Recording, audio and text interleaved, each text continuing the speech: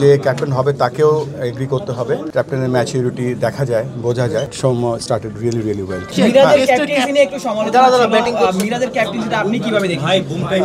আসলে একেবারে নতুন ক্যাপ্টেন, আমরা সবাই জানি মিরাজ একজন ক্যাপ্টেন্স ম্যাটেরিয়াল।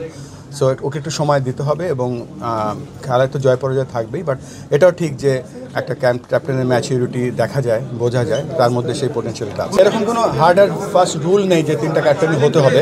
তবে এর আগে যখন আমরা আলোচনা করেছিলাম যে 3 ফর্মেটে 3টা ক্যাপ্টেন হলে সুবিধা কি অসুবিধা কি, অসুবিধা থেকে সুবিধাটাই বেশি, আমরা সেটাও প্রেফার করব।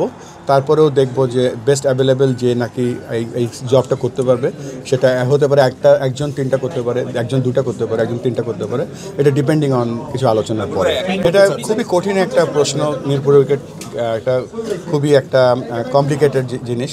তবে যেহেতু এই মাটিটা দেখতে পাচ্ছি যে it's not behaving that well, so এখানে আমাদের ভবিষ্যতে কি করা যায়, এমনও হতে পারে যে আমরা যারা যারা নাকি স্পেশালিস্ট তাদের সাথে কথা বলে আমরা চেষ্টা করবো স্লোলি হয়তো দুটো করে পিচ আমরা অন্য মাঠে দিয়েও ট্রাই করে দেখবো। এই মুহূর্তে আমার ক্রিকেট অপারেশনস চেয়ারম্যান বলতে পারবো, বেটার আমার কাছে অত ইনফরমেশন নেই শ্রীলঙ্কার ট্রাইনেশন।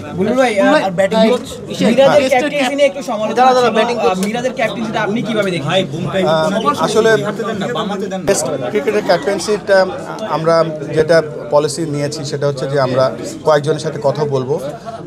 বোর্ডের পক্ষ থেকে ক্রিকেট অপারেশনস কথা বলবে, যারা সিলেক্টর আছে তারা কথা বলবে, এবং যারা কোচিং স্টাফ আছেন টপ তারা কথা বলে যেই ক্যাপ্টেনটা তারা মনে করবে যে সুইটেবল, শুধু না যে ক্যাপ্টেন হবে তাকেও এগ্রি করতে হবে এবং তারপরে সবাই মিলে বসে সিদ্ধান্ত নেওয়া হবে। তবে গুঞ্জন আছে আপনি শান্তকে অ্যাপ্রোচ করেছেন, এই ধরনের একটা গুঞ্জন আছে, আসলে আপনি কি অ্যাপ্রোচ করেছেন? না, আমার সাথে কোনো এই ব্যাপারে কথা হয়নি। আমরা 3-4 জন নিয়ে কথা বলবো, তারপরে ডিপেন্ড করবে সেই যে প্রবাবল ক্যাপ্টেনের ইচ্ছা এবং তার যে ক্যালিবারগুলো আছে সেগুলো একটা বেঞ্চমার্কে যদি মিট করে অবশ্যই আমরা খুব তাড়াতাড়ি জানিয়ে দেবো wheel B the next test.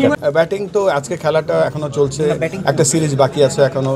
So batting coach, যেহেতু আমরা 3টা ফর্ম্যাটে খেলি এবং আপনি জানেন যে 3টা ফর্ম্যাটে 3 ধরনের ব্যাটিং স্টাইল দরকার হয়, হয়তো একটা কোচ দিয়ে সবগুলো স্টাইল হয়তো পুরো পরিপূর্ণ হয় না, তো সেই ব্যাপারে আমরা চিন্তা ভাবনা করছি। বিপিএলের আমরা 28 তারিখের জন্য ওয়েট করছি, ইউআই জন্য যখন খুলবো তারপরে বলতে পারবো। তবে আমরা আমাদের ঘরোয়া যে প্রিপারেশনগুলো আছে, আমাদের মেম্বার সেক্রেটারি মিঠু ভাই এবং আমাদের যে ফুল টিমটা আছে, they are working day and night, চেষ্টা করছে। যেহেতু আমাদের জানেন যে মাহবুব ভাই ছিলেন এখানে, মাহবুব ভাই কিছু কাজ করে গিয়েছেন, এখন মাহবুব ভাই অ্যাভেলেবেল নেই, তারপরে আমরা সেই জায়গাটা একটু পিছিয়ে গিয়েছি, বাট আমরা চেষ্টা করছি ওই পিছিয়ে যাওয়াটা ফুলফিল করার জন্য। মনোবিদ হয় কি জানেন, মনোবিদ ছাড়া কিন্তু একটা এত ইন্টারন্যাশনাল লেভেলে পারফর্ম করা খুব কঠিন হয়।